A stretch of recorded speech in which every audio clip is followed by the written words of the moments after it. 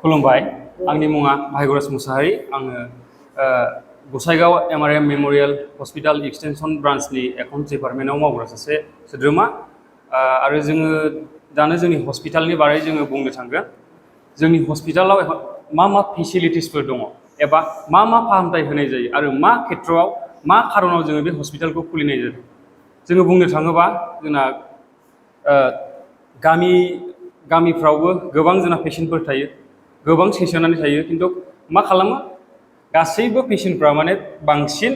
बेंगलाव थाङो बा गोजान गोजान जायगायाव थाङो जुदि बेंगलाव जुदि गारि भारा लानानै जुदि थांनांगौ जायोब्ला गंसे गारि भाराखौ लानो थाखाय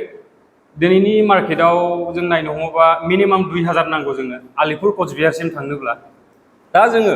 बेखौनो पाब्लिकफोरनि सेफ्टिनि थाखाय पाब्लिकफ्रा जाहाथे खरस एसेयावनो फाहामथायखौ लानो हायो बिनि थाखाय जोङो बे उद्देश्ययै क'क्राझार एमआरएम मेमोरियल हस्पिटालखौ जोंनि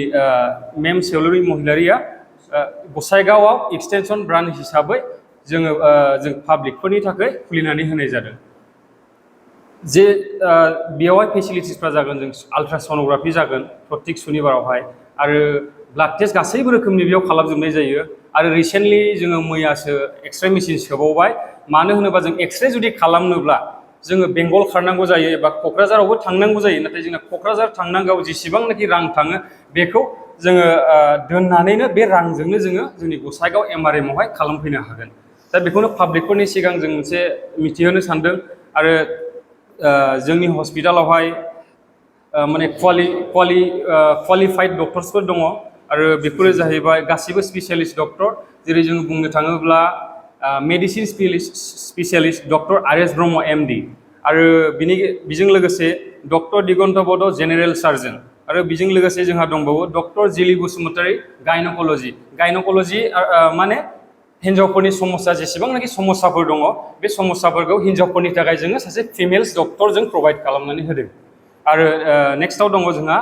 डक्टर ए चौधुरिया जाहैबाय जोंना उन्दैफोरनि थाखाय आरोखि ना चाइल्ड स्पेसियालिस्ट माने दा गोबांथार पाब्लिकफ्रानो जोंनाव मिथियै अनेक मानसि दङ अनेक रोखोमनि जेन'बा उन्दैफ्रा जुदि लोमजायोब्ला सोर डाक्टारखौ देखायनांगौ बबे डाक्टारखौ देखायनांगौ माने मोजां लामाजों गाइडेन्स होनो हाया थ' बेनिखायनो उन्दैफोरनि डाक्टार दंखायो चाइल्ड स्पेसियालिस्ट आरो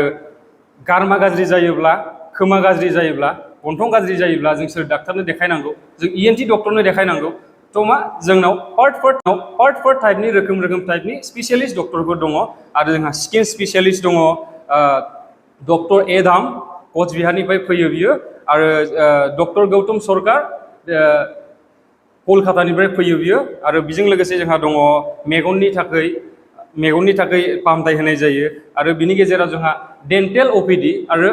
OTबो जायो जोंहा हाथाइ बखनाय एबा हाथाइ सानाय हाथाइनि गासैबो रोखोमनि ट्रिटमेन्टआ बाहाय जाजोबो आरो बियो डेलि मोननो हागोन नोंथांमोना आरो जोंना एक्सरे मेसिनखौ रिसेन्टलि जों मैयानिफ्राय बसायबाय आसा खालामो गासैबो रायजो राजाफ्रा फैनानै जोंनि बे एमआरएम मेमोरियल हस्पिटाल एक्सटेंशन ब्रान्चनि लांगोनायाव फैनानै बे खम बेसेनावनो फाहामथायखौ लाफैनो हागोन होननानै आसा खालामनाय थाबाय